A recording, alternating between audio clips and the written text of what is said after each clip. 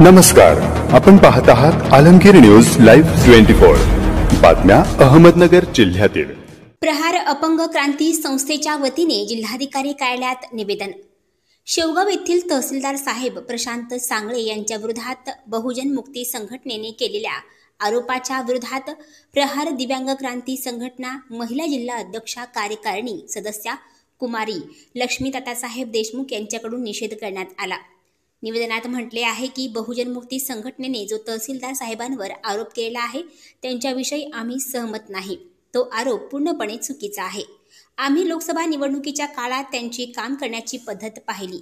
त्यांनी सर्व कामकाज जबाबदारीने पार पाडले। आम्ही जेव्हा जेव्हा त्यांच्याकडे विधवा महिला, दिव्यांग, परित्यक्ता व इतर गरजूंची कामे घेऊन आलो तेव्हा तेव्हा त्यांनी ते काम पूर्ण करून दिले। त्याविषयी नामदार बच्चूभाऊ कडू व त्यांची संघटनेकडून कौतुक करण्यात येत आहे। माननीय प्रशांत सांगळे साहेबांनी नेहमी चांगल्या कामासोबत खोट्याचा थारा लागू दिला नाही, म्हणून त्यांना चुकीचे ठरवलं जात आहे असे निवेदनात म्हटले आहे। त्याचबरोबर निवेदनात शेवटी असे म्हटले आहे की माननीय तहसीलदार साहेबांची जर बदली झाली तर प्रहार संघटनेकडून कलेक्टर ऑफिस समोर डोकेफोड आंदोलन करण्यात येईल असा इशारा देण्यात आला।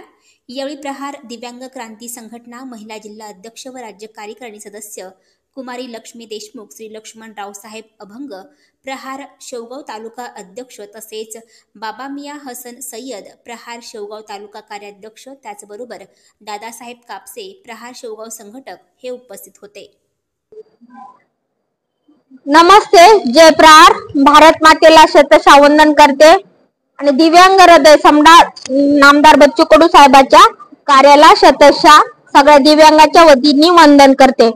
आज आम्ही ह्या मुद्द्यावर निवेदन दिलेलं आहे। पत्रकार बंधूंना पण मी कळकळीची विनंती करते का चांगलं आणि वाईट घटनेचा चौथा आधारस्तंभ असल्यामुळे तुम्ही जनतेच्या मनातलं दुःख आणि आनंद दोन्ही जनतेपर्यंत पोहोचता। आज मी शेवगाव तालुक्यातून इथपर्यंत अहमदनगर जिल्ह्याच्या कलेक्टर ऑफिस पर्यंत आलेले मी राज्य कार्यकारिणी तथा महिला जिल्हा अध्यक्ष प्रहार दिव्यांग क्रांती संस्था। आमच्या शेवगावला 2 किंवा काय म्हणजे मी कन्फर्म डेट सांगू शकत नाही, आदरणीय प्रशांत सांगळे साहेब तहसीलदार पदी नियुक्त झालेले आहेत। आजपासून तेव्हापासून नोंद झाले असेल तर प्रहारचं एकही आंदोलन तहसील कार्यालयात नाही, कारण जेव्हा पण आम्ही निवेदन किंवा काही तक्रार घेऊन जातो किंवा कॉल करतो तेव्हा साहेब आमच्या तिथले तिथं समाधान आणि निरसन करतात। म्हणजे असं जाणता एखादा अधिकारी, कर्तव्यदक्ष अधिकारी जर एखाद्या तालुक्याला एखाद्या जिल्ह्याला लाभला तर जनतेला आक्रोश करायची गरज नाहीये सर। म्हणून मला असं वाटतं की जे चुकीचे काम होते त्याच्यावर साहेबांनी निर्बंध बसवलाय आणि त्या कारणास्तव जर कोणी त्यांच्या विरोधात जात असेल तर आमचं एक ब्रीद वाक्य आहे, जो चांगलं काम करेल त्याचा सत्कार केला जाईल, जे चुकीचं केलं जाईल त्याच्या विरोधात आम्ही आंदोलन हे छेडतो। हे आमच्या नामदार साहेबांचे तत्व आणि वैशिष्ट्य आहेत आणि हे प्रहारची एक ओळख आहे।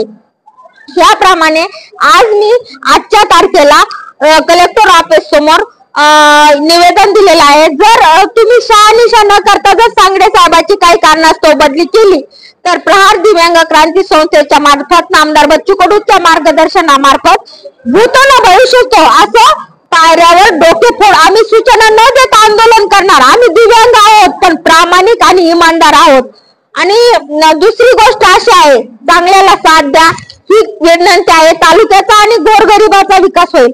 आणि दुसरं एक आज मला पत्रकार साहेबाला विशेष करून सांगायचंय म्हणजे ते की 9 ऑगस्ट संभाजीनगर येथे दिव्यांग आक्रोश मोर्चा आहे, त्यात आमच्या 18 मागण्या आहेत। सगळ्या अहमदनगर जिल्ह्याच्या शेतकरी, विधवा, परित्यक्त्या आणि दिव्यांग बांधव आणि भगिनींना मी महिला अध्यक्ष आणि प्रहारची सैनिक म्हणून कळकळीची विनंती करत आहे का तुम्ही लाखोच्या संख्येने सहभागी व्हा। आज म्हणजे अभी नाही तो कभी नाही ही लढाई आपल्या सगळ्यांच्या हितासाठी आहे आणि त्यात तुम्ही सहभागी व्हावं आणि ह्या संघर्षात तुम्ही साथ द्यावी ही कळकळीची विनंती। जय हिंद, जय महाराष्ट्र, जय प्रहार।